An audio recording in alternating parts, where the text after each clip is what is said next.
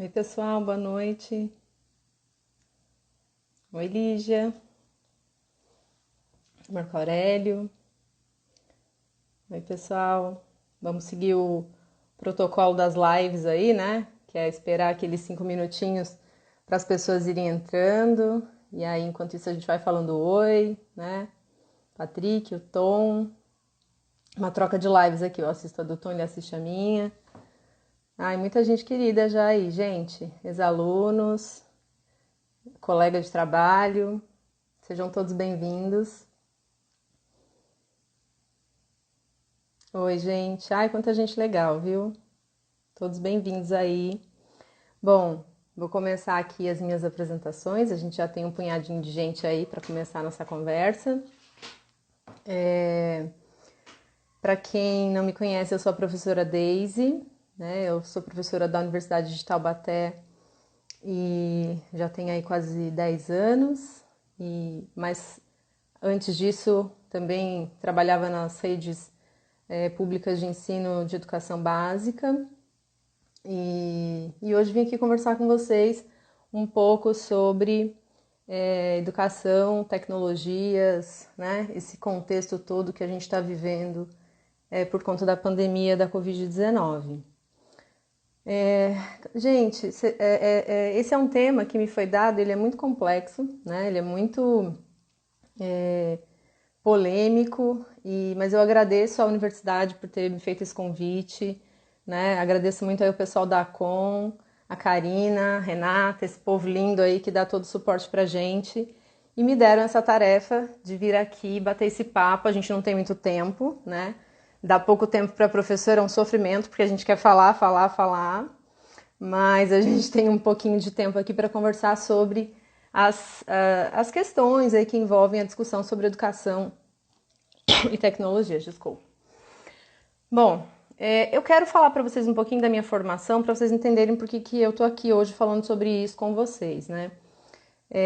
Eu sou professora, como eu disse para vocês, já há 20 anos e há alguns anos eu venho trabalhando e discutindo o papel das tecnologias no ensino, na formação de professores, como é que a gente pode usar as tecnologias para ensinar, enfim.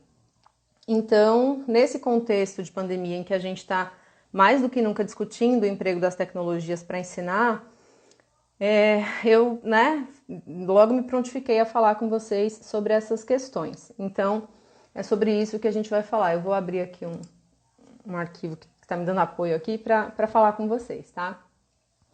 Bom, como eu falei para vocês, é um tema complexo, polêmico, né? Envolve muitas questões. Eu vou falar algumas dessas questões antes de entrar propriamente dito na discussão sobre as tecnologias digitais, tá?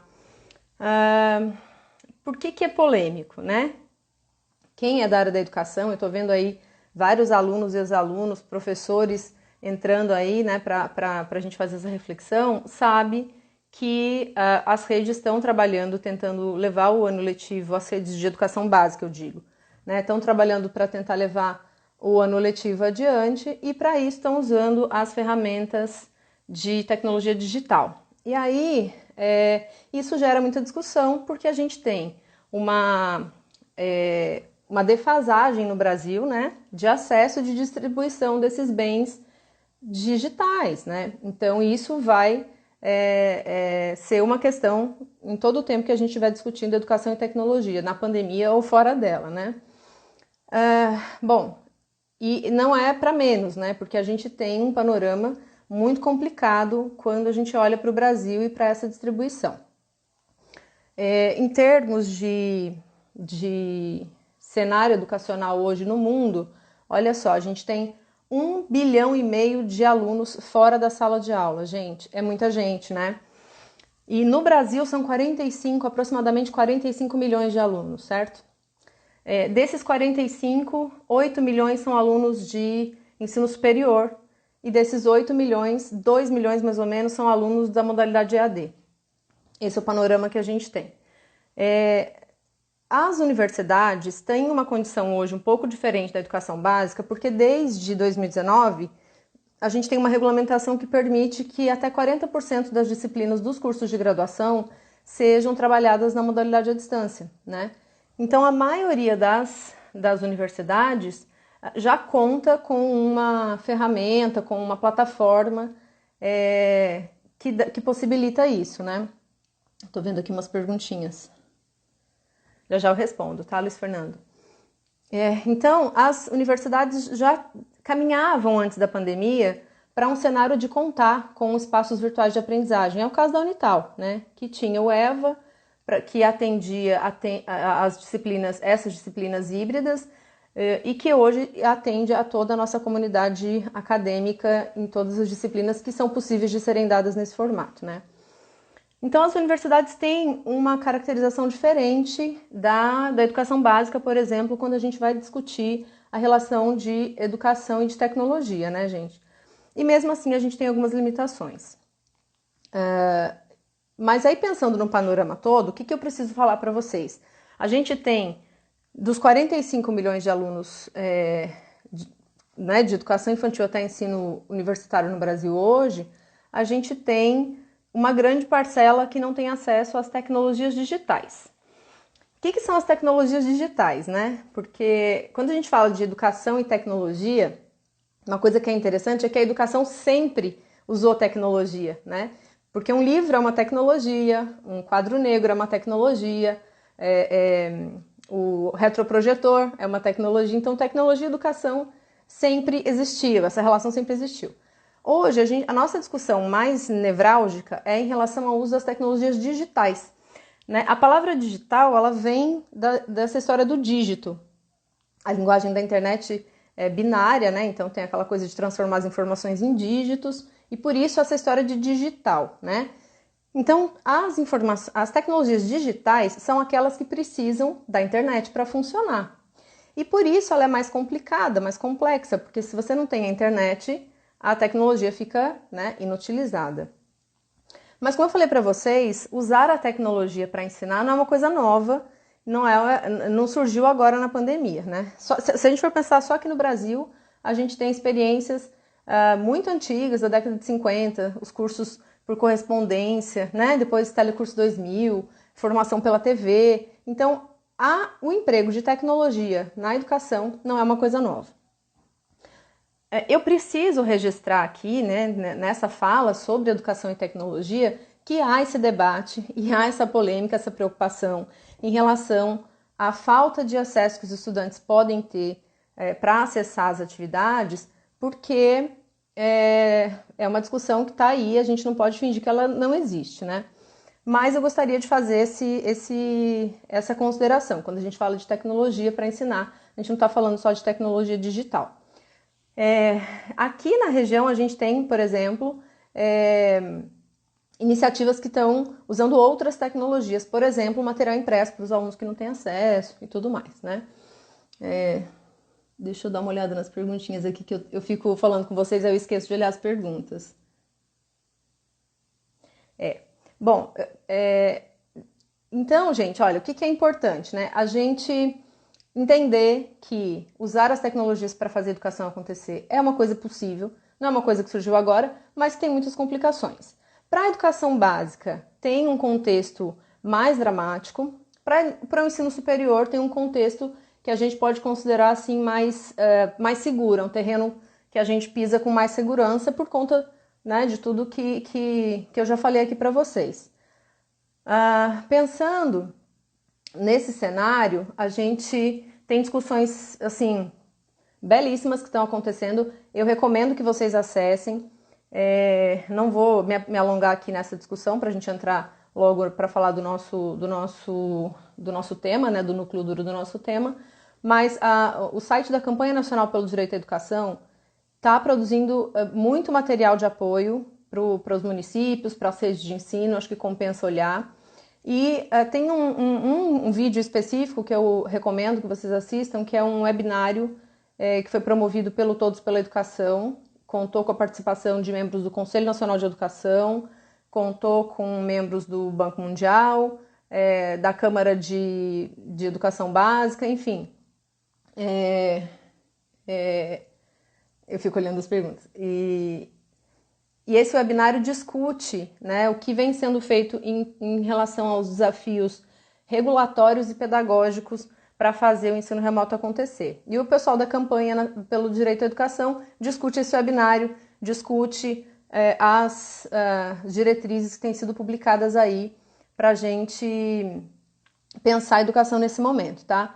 Então são informações que eu acho que podem contribuir de alguma maneira aí para quem quiser se aprofundar nessa questão, né? Aliás, nesse mar de questões polêmicos que envolve a tentativa de levar adiante a educação nesse momento, e aí vocês, né, se aprofundem aí, tá? Bom, eu falei para vocês que tem outras ferramentas, né? Há países empregando TV, há países empregando rádio, há países empregando material impresso, e não só países, como eu falei para vocês aqui na nossa região também.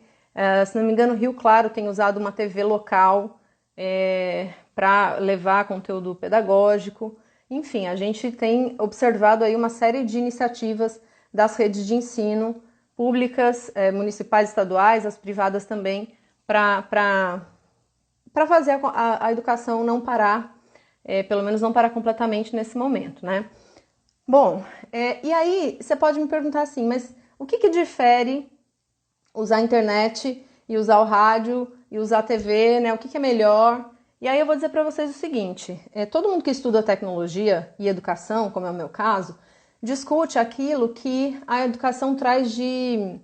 aliás, discute aquilo que as tecnologias digitais traz de diferente daquilo que já foi permitido até hoje se fazer, né?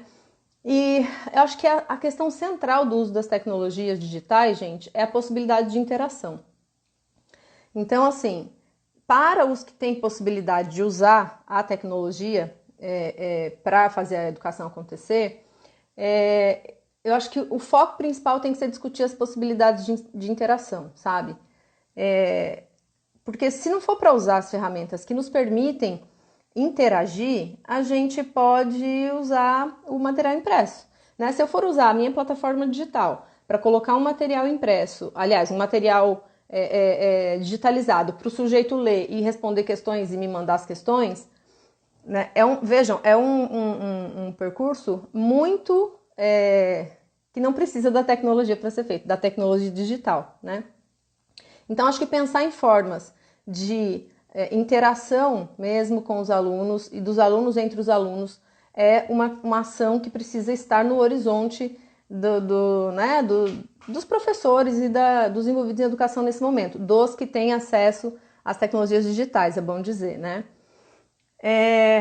Outra característica que eu acho assim, fundamental quando a gente pensa nos benefícios das tecnologias digitais é a capacidade de desenvolver, né, a autonomia dos estudantes, né? E isso é muito interessante de ver agora que nós estamos todos obrigados a mergulhar nessas tecnologias. Isso é muito interessante, porque a gente vai observando como é que os alunos vão crescendo, como é que eles vão aumentando na sua autonomia, né, em relação aos seus processos de aprendizagem. Uma coisa que eu falava com os meus alunos na semana passada é o fato de que quando a gente tem que sair de casa para estudar, né, portanto as atividades presenciais, você é regulado por elementos externos, né? Então você é regulado pelo horário, o horário do ônibus que passa, que você precisa sair, você é regulado pelo horário da aula que começa, o professor está lá, então você é obrigado por fatores externos a se organizar, né? O que a gente vê muito hoje, né, trabalhando em casa, é a dificuldade de organizar a rotina em casa. Quando o sujeito começa a conseguir realizar essa organização, você vê um desenvolvimento grande da autonomia do sujeito em relação ao seu processo de aprendizado. E não é fácil, né? Não é um processo fácil. Quem é meu aluno sabe que eu brinco que se fosse fácil chamava churrasco. Não chama. Então é difícil desenvolver autonomia. E usar as tecnologias digitais é interessante até por conta disso, né? Eu desenvolvo com uma turma, por exemplo, um trabalho de organizar a disciplina pelo Trello, que é um app de organização de rotinas e de tarefas. E a gente faz isso coletivamente, né? Para que um ajude o outro a se organizar em relação àquilo que precisa ser entregue. E isso é muito mais interessante do que só marcar o prazo para o aluno entregar alguma atividade, por exemplo, né? Então, é a ideia de usar a ferramenta, de usar a tecnologia de um modo que o que esteja no horizonte seja o desenvolvimento de habilidades, né? E de competências a longo prazo aí. Bom, outra coisa que eu acho interessante de pensar quando a gente olha para as tecnologias digitais é a possibilidade de usar recursos multimodais, né? O que é multimodalidade? A multimodalidade é a possibilidade de você usar muitos modos, muitos meios para fazer sentido. Então, por isso multimodos, multimodalidade.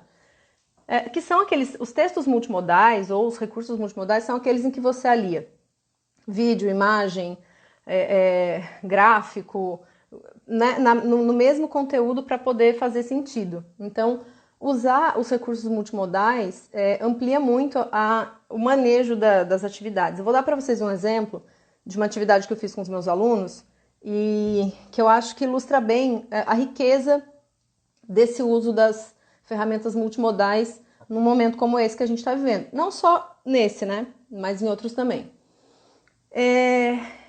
Os meus alunos de educação e tecnologias da informação e da comunicação tiveram como tarefa, há algumas semanas, a tarefa era a seguinte: assistir a uma entrevista do Pierre Levy, que é um filósofo da área das teorias da informação e da comunicação, das tecnologias. Eles tinham que assistir a essa entrevista e aí depois eu disponibilizei para eles uma lista com 10 tópicos de questões discutidas pelo filósofo na entrevista. Eles tinham que escolher uma delas para fazer um vídeo para mim de até 5 minutos discutindo aquele ponto abordado pelo Pierre Levy, né? Então foi muito interessante, né, gente? Porque vocês vejam, todos os alunos me mandaram seus vídeos. Coloquei participações de até 5 minutos, né? Porque a ideia era que eles fossem mesmo sucintos e também para que eu conseguisse dar os retornos. E vejam, se a gente estivesse discutindo essa entrevista numa atividade presencial, nem todos os alunos participariam, né? Porque quando a gente vai para a sala de aula é muito marcante isso. Você tem os alunos que são mais ativos, os alunos que participam mais, que perguntam, né? E você tem os alunos que são mais tímidos, que ficam mais quietinhos e que não falam. E que estão lá também elaborando, né? Ou às vezes não, estão viajando na maionese, não estão prestando atenção na aula. Mas quando há esse tipo de solicitação e todos participam, é muito interessante de ver. Então, e assim, aconteceu, tem gente que mandou vídeo de mais de 5 minutos, teve gente que mandou vídeo de 2 minutos, né? Porque a gente tinha ali uma média. Mas o mais interessante é que eles se utilizaram de um recurso multimodal, porque eles tinham imagem e tinham som, partindo de outros recursos de base. Então eles tinham uma entrevista formal com um filósofo discutindo conceitos teóricos e eles tinham que discutir esses conceitos, inclusive usando uma linguagem formal. Esse era o panorama, né? Então, quer dizer, olha quanta coisa a gente consegue trabalhar quando a gente amplia um pouco esse olhar sobre como é que a gente pode usar as tecnologias, né? A gente vê muito angústia no aluno quando ele tem uma solicitação, assim, tá usando a ferramenta, né, digital para fazer uma espécie de reprodução da sala presencial em casa, né? Isso não dá muito certo, porque são espaços diferentes, né? A internet faz isso, ela modifica a nossa relação espaço-tempo, né? É verdade, o Luiz está dizendo que os pais têm fotografado as crianças fazendo atividades, enviando no grupo de WhatsApp. Eu também tenho visto e acompanhado isso, Luiz. Eu acompanho algumas redes de ensino e o pessoal de Campinas, por exemplo, tem me enviado relatos e registros de atividades muito interessantes que têm acontecido, né? Então, a gente está vendo esse envolvimento da família com a escola nesse momento de um jeito que eu não sei se já aconteceu antes na história desse país, não, sabe? Acho que a gente vai ter um saldo positivo em relação a isso. Eu acho que o Luiz mesmo perguntou ali antes se eu achava que a relação da família com a escola ia mudar depois disso. Eu acho que vai sim, viu, Luiz? E assim, quem convive comigo, trabalha comigo, sabe que eu defendo muito a relação da família com a escola e assim, dos professores em si com as famílias, né? Eu sei que tem gente que não acredita, que isso precisa acontecer, que acha que tem que ser mais os pais lá, os professores aqui, e aí na reunião de pais conversa, mas eu sempre fui uma professora que sempre foi muito próxima dos meus pais, quando eu lidava com a educação básica, né? E eu tenho até ex-aluno de educação básica aí, a Khadija, que é prova disso. Porque eu acho que não tem como criar um processo educativo, né? Se eu não tenho a família daquela criança participando comigo. Eu sempre acreditei nisso. Então eu sempre fui muito de trazer os pais, de conversar com os pais, com as mães, sabe? De requerer todo o tempo. E eu acho que agora está ficando evidente para mais pessoas que todo o processo educativo, ele na verdade precisa dessa aliança entre família e escola e sociedade, né? Então, assim, agora os pais estão conversando mais com os professores e os professores estão conseguindo orientar melhor os pais. Agora, como isso tem feito, a gente pode discutir as relações de trabalho, as condições de trabalho, tudo isso pode ser discutido, mas que é fato que isso está acontecendo agora, e isso é fato, né? Então, e isso a gente precisa considerar. A Rosalba aqui está dizendo que o difícil é condensar as ideias e pensamentos em determinado tempo, deixando claros os pontos de vista e os pontos principais que devem ser abordados. Gente, usar a tecnologia para se comunicar é uma coisa que a gente está aprendendo. E vou dizer para vocês que é interessante porque na lógica dos teóricos da teoria das tecnologias da informação e da comunicação, a gente vive hoje o que eles chamam de Web 2.0 ainda. A gente está entrando na 3.0, mas a gente vive na Web 2.0, que é essa web que é permitido você enviar, aliás, você absorver informações da internet, mas você também enviar informações para a internet. Quando essa possibilidade surgiu, né, quando a Web 2.0 foi criada, essa possibilidade de qualquer pessoa colocar conteúdos na internet, se acreditava que a gente ia viver uma revolução do conhecimento. Mas a gente vê que as pessoas ainda são muito passivas em relação ao conhecimento, né? Então, nós ainda estamos aprendendo a usar as tecnologias realmente como ferramentas de construção e de compartilhamento de saberes, né? Ainda é um processo e talvez a pandemia acelere esse processo, né? Mas e é uma coisa que a gente vai precisar discutir muito e que a gente vai precisar ver muito adiante. Mas é inegável, né? Enfim, voltando, gente, a falar das ferramentas digitais, das tecnologias digitais, então, o exemplo que eu dei para vocês, né, do que os meus alunos fizeram, de ter que ir para um material formal, assistir, fazer as anotações, voltar, fazer um vídeo, me mandar para discutir comigo, e aí o interessante é que aí eles me mandaram um vídeo, depois eu mandei áudio para eles e a gente ficou conversando sobre a questão, quer dizer, na sala de aula presencial isso não aconteceria, né? A gente pode pensar num fato que é o quanto esse tipo de atividade dilata, né, as possibilidades de aprendizado dos sujeitos, né? E aí aqui eu vou tocar num ponto que eu vou só tocar, deixa eu ficar atenta ao horário aqui que me mandaram eu ficar atenta ao horário. Peraí.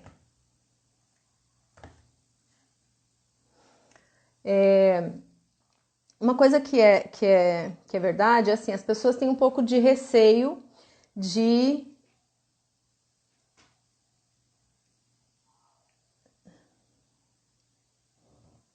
eu tô lendo aqui os comentários, tem alguns que não tem a ver muito com o nosso tema, eu vou deixar para vocês comentarem, tá? Então, gente, vejam só, quando a gente usa as ferramentas, esqueci o que eu estava falando, quando a gente usa as ferramentas para ensinar e entende que as ferramentas estão ali para ampliar as possibilidades, que foi o que aconteceu com os meus alunos mandando os vídeos para mim, a gente entende que o uso das ferramentas em si não é bom nem mal. O uso a forma que a gente usa, né, essas ferramentas é que pode ser boa ou mal. E aí eu sei que tem uma discussão sobre as diferenças entre o EAD, né, o ensino à distância. Tem um pouco de receio também da própria classe docente em relação ao ensino à distância, das questões que são feitas, enfim, mercadológicas, mas eu acho que a gente tem que superar essa discussão, sabe? Não tem mais como a gente deixar de olhar para as ferramentas tecnológicas, sabe? Eu acho que a gente precisa entender o papel das tecnologias, inclusive na democratização do conhecimento. Eu tenho acompanhado muito o que o professor Giovanni Alves tem discutido, ele é professor da Unesp de Marília, e aí eu tenho concordado muito com ele, que ele está dizendo o seguinte: os profissionais, os intelectuais, as pessoas que discutem educação precisam aparecer, precisam falar, precisam se apropriar das ferramentas digitais para poder fazer esse debate sobre educação, né? Inclusive é por isso que eu estou aqui hoje, né? E quem me conhece sabe que eu faço esse debate sobre educação desde que eu me conheço por professora. Só que a gente acaba fazendo esse debate muito no offline, né? Muito nos espaços aos quais a gente já está acostumado a frequentar, nos congressos, nos eventos. E eu acho que a gente precisa ampliar essa participação. Gente, pensando no uso das tecnologias digitais hoje para ensinar, eu fico pensando, depois que tudo isso passar, tem uma grande chance de que a gente tenha mais professores, por exemplo, produzindo conhecimento e colocando na internet e participando de eventos como esse aqui que a gente está fazendo agora, sabe? E produzindo vídeos que sejam de qualidade, né? Porque a gente sabe que a internet é esse mar gigantesco de desinformação, de informações sem credibilidade. Então, se depois de toda essa pandemia a gente tiver como saldo a apropriação por uma grande quantidade de professores das tecnologias, né, para que isso seja usado não de uma maneira mercadológica, mas de uma maneira para fazer com que o conhecimento seja mais democratizado, eu acho que a gente vai ter saído disso melhor do que a gente entrou, né? E assim, pelo movimento que eu tenho visto dos professores usando as tecnologias, aprendendo, dos professores da universidade mesmo, né? Que tiveram que aprender muito rapidamente a fazer a coisa acontecer. Então eu vejo que assim, a gente realmente está se apropriando desse universo das ferramentas tecnológicas, né? E isso é muito bom. E eu espero que a gente continue debatendo isso depois da pandemia, para que a gente realmente consiga achar caminhos para empregar a tecnologia digital na escola sem medo, né? E sabendo dos limites e das possibilidades da tecnologia, né? Não tem como, né? A Nath está escrevendo aí, e é isso, não tem como pensar em democratização do conhecimento hoje sem olhar para as tecnologias, né? E enquanto a gente tiver medo de olhar para as tecnologias, a gente vai deixar que essas tecnologias sejam empregadas de outras formas, que não as formas para democratizar conhecimento, né? Então, inclusive, gente, eu quero fazer aqui um registro, que é o registro sobre a rapidez com que a Unital respondeu a essa crise, né? E não é bairrismo, né? Porque eu não sou dessas.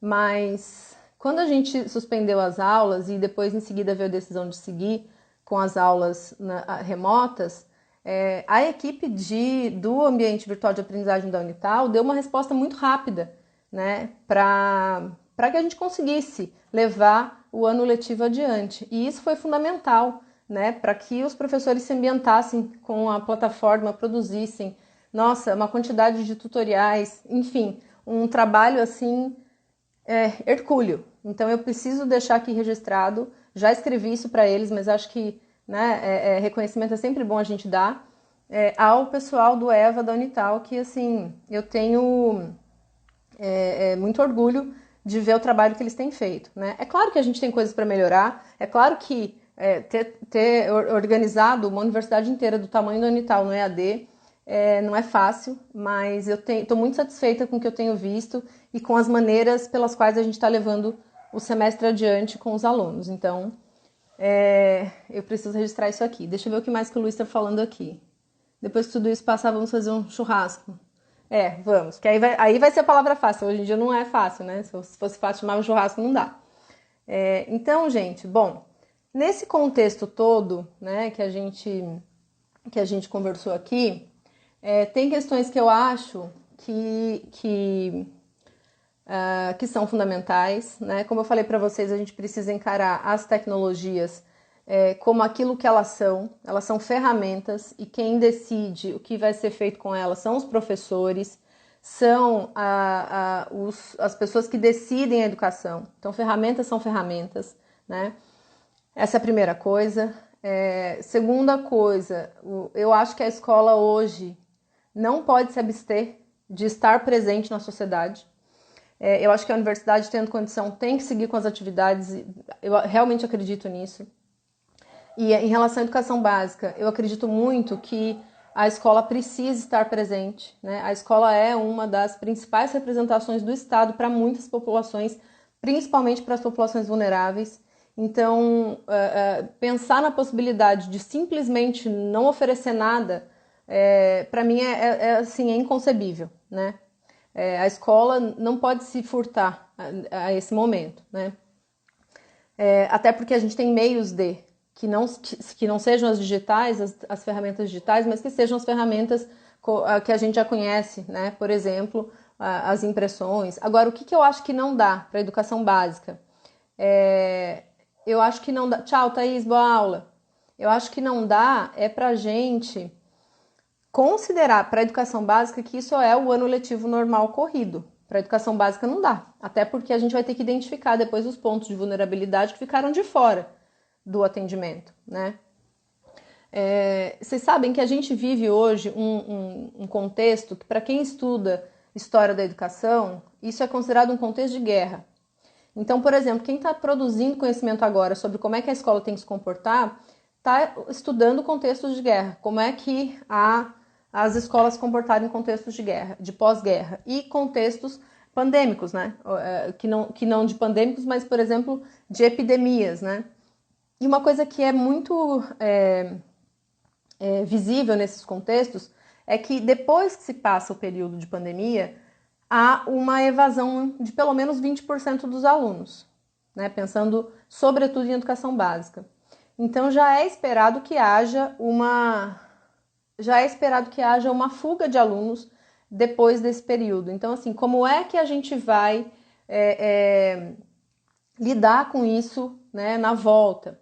E aí eu vou entrar num outro ponto, já vou aqui me encaminhando para o fim do nosso bate-papo, que é a preocupação que eu acho que precisa existir agora, e aí eu também vou fazer coro a outras pessoas que já estão discutindo isso, apesar de serem poucas, né, apesar de serem menos pessoas do que eu acho que precisa, que é discutir a volta, né, discutir como é que será a volta à normalidade, porque, como tem se dito muito aí nos canais da mídia, essa volta não vai ser a volta para aquilo que a gente conhecia, né? E para a escola isso vai ser muito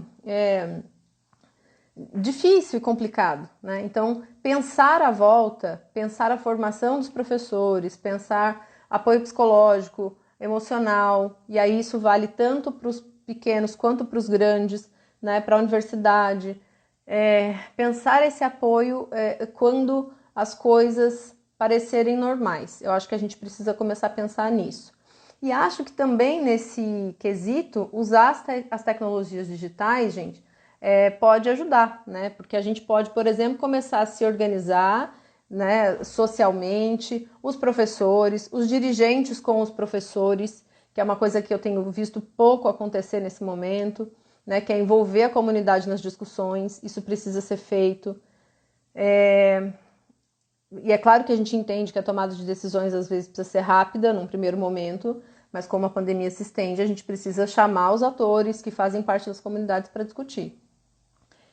E aí preparar essa volta, né? E aí usar as tecnologias digitais que estão aí para isso. A gente aprendeu a fazer webconferência, a gente aprendeu a fazer web aula, a gente aprendeu a fazer né, outras formas de ensino. O Luiz está falando uma coisa aqui importantíssima. Obrigada, Luiz, por ter mencionado, porque eu estava me esquecendo de comentar sobre isso. Ele está dizendo que os professores estão muito preocupados com os conteúdos não assimilados pelos alunos em casa. Mas e quando eles estão nas escolas e não assimilam nada e são promovidos automaticamente? Eu concordo muito. Aliás, vamos pensar o seguinte, a discussão, quem está se mostrando contrário ao emprego das tecnologias agora, para a gente continuar com as atividades escolares, usa como argumento principal a desigualdade, né, de acesso desses alunos às ferramentas de ensino. Mas a desigualdade da nossa escola não foi criada pela pandemia. Ela existe, né? E ela é gritante. Os nossos alunos não têm igualdade de acesso e de permanência na escola, na educação básica nesse país. E eu não estou dizendo isso para justificar, né? Ah, bom, então já que é desigual o ano inteiro, então que agora continue desigual. Não é isso, não. Mas é que eu acho que essa discussão sobre as tecnologias pode fazer esquentar na sociedade uma discussão sobre o quanto a nossa educação é desigual. Então, assim, a gente precisa resolver isso. A gente precisa resolver isso, inclusive de resolver as desigualdades que estão no cotidiano da escola, né? A criança que está lá, como o Luiz bem disse aí, no presencial e não aprende, né? Aliás, né, gente, o presencial nunca foi sinônimo de aprendizado, né? Porque se você está numa sala de aula e você tem 28 alunos e eles estão todos silenciosos olhando para você, ele pode estar com a cabeça lá, né, na morte da bezerra, em silêncio, você acha que ele está aprendendo e ele só está lá de corpo presente. Então, quer dizer, a gente precisa discutir essas coisas, né? A Nath está dizendo que o presidente de Todos pela Educação falou no Roda Viva e que ele fala sobre a importância de lembrarmos de questões emocionais de professores e das famílias. Eu concordo muito também, né? A gente precisa lembrar que os professores também estão vivendo a pandemia, né? Também estão com medo de contrair a doença, também estão com medo de perder seus entes queridos. A gente tem que lembrar que os nossos alunos também estão vivendo em situações precárias, eles vão perder entes queridos, muito provavelmente, né? Eles também estão vivendo questões de altíssimo estresse. Então, uma das palavras que eu acho que tem que ser chave para a gente viver esse momento, gente, é flexibilização, né? Flexibilização e compreensão. Eu tenho conversado muito com os meus alunos, uma coisa que eu já falei com eles é a questão dos prazos, a gente flexibiliza, a gente arranja outros meios de envio, eles sabem disso, porque todos estamos vivendo essa situação. Então tem aluno que falou para mim, professora, eu não estou conseguindo me concentrar porque na minha casa eu só tenho uma mesa para trabalhar e eu só posso usar nesse horário. Então é claro que eu vou considerar isso para avaliar esse aluno, conversar com esse aluno, dar orientações para esse aluno. Então eu acho que nesse momento essa questão, né, de entender que estamos todos vivendo essa pandemia é fundamental. E é fundamental, inclusive, para os dirigentes, é fundamental, inclusive, para quem está à frente das tomadas de decisão, né? Então, se o professor não consegue acompanhar, se ele tem um problema lá com a tecnologia, tudo isso precisa ser pensado de maneira coletiva, né? E eu acho que isso é fundamental nesse momento. Tem uma outra coisa que eu acho importante de dizer, é até uma fala que eu separei, porque na semana que vem eu vou fazer outra live aqui para falar das crianças, de como é que a gente pode organizar o espaço pedagógico, né? Não é bem o pedagógico, mas como é que a gente organiza com as crianças em casa. Eu acho que a gente tem que lembrar, nesse momento, nós professores, a gente que tem crianças para serem acompanhadas, a gente precisa focar no desenvolvimento de competências mínimas, né? E não numa lista de conteúdos. Eu tenho visto relatos de escolas que reproduzem com crianças de ensino fundamental 2, 5 horas de aula na frente da tela, fazendo webconferência, teleaula. Eu realmente acho que isso não é viável, né? Porque o formato é outro. Então a gente precisa encontrar esses caminhos e lembrar que estamos todos numa condição de muito estresse, né? O professor Edson Trajano está aqui dizendo que hoje a gente está fazendo um trabalho individualizado com os alunos e é verdade. No começo de tudo isso, quando a universidade aderiu, né, a esse movimento de colocar as aulas para serem realizadas por meio da plataforma pelo espaço virtual de aprendizagem, alguns alunos falaram, professora, mas eu não gosto de EAD, eu não escolhi fazer um EAD e tal. E aí eu expliquei para os alunos que o que a gente está vivendo nesse momento na universidade, não só na nossa, como em várias outras, não é o EAD como a gente está acostumado a ver por aí, porque o EAD é uma modalidade de ensino regulada. E nesse EAD regulado, que a gente conhece aí, que existe no mercado, a gente não tem acesso aos professores, né? Como os alunos têm acesso hoje. Né? A gente está fazendo um trabalho com os alunos hoje que não está prescrito em nenhum lugar, porque a gente está vivendo um momento de exceção. Né? Isso é importante de dizer. É claro que a gente precisa lembrar que, voltando, né, à normalidade, a gente vai encontrar caminhos de reorganizar tudo. Mas o que a gente tem vivido aqui, por isso eu uso mesmo a expressão educação remota ou educação mediada pela tecnologia, agora, para a gente nomear o que a gente está vivendo, porque eu acho que não é EAD mesmo, né? Eu acho, não, tenho certeza, não é essa modalidade, né? Bom, bom, gente, olha, eu vou me encaminhando aqui para o fim do nosso bate-papo e eu quero dizer para vocês que eu continuo aberta aí para conversar sobre esse tema e sobre educação de modo mais amplo.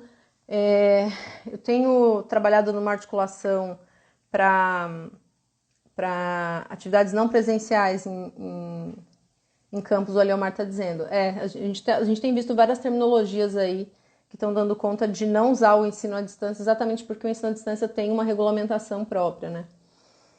Mas, enfim, eu espero que vocês tenham aí entendido o meu ponto. O que eu quis trazer foi uma contribuição para a reflexão, né, para a gente pensar nas possibilidades do uso das ferramentas digitais hoje. Eu acho que a gente precisa ousar, né? Eu acho que é momento de ousar para que a gente realmente possa sair dessa melhor do que a gente entrou. E eu acho que a gente tem condições para isso, né? Eu reforço que eu acredito muito na escola, que eu acredito muito que a escola, os professores, né, e tudo o que a escola representa, e aí eu incluo a universidade, precisam estar presentes hoje nos diálogos, nas ações, nos debates, nas proposições. Eu acho que é nosso papel, né, é nosso compromisso social, né, acho que todo professor tem esse compromisso que está embutido aí no seu fazer. Então, eu acredito sim que a gente precisa buscar caminhos. Eu quero fazer aqui um comentário muito elogioso aos municípios que têm buscado caminhos, não têm medido esforços, né? Quero dizer para os professores, para os colegas professores, que eu estou assim, vibrando, eu fico emocionada com cada relato, de cada superação que eu vejo. E assim, quanto mais eu vejo, mais eu acredito que é pelo conhecimento e é dando as mãos que a gente vai realmente sair melhor do que a gente entrou, né? Então é isso, explorem as tecnologias digitais, se vocês tiverem como, mergulhem aí nesse universo de possibilidades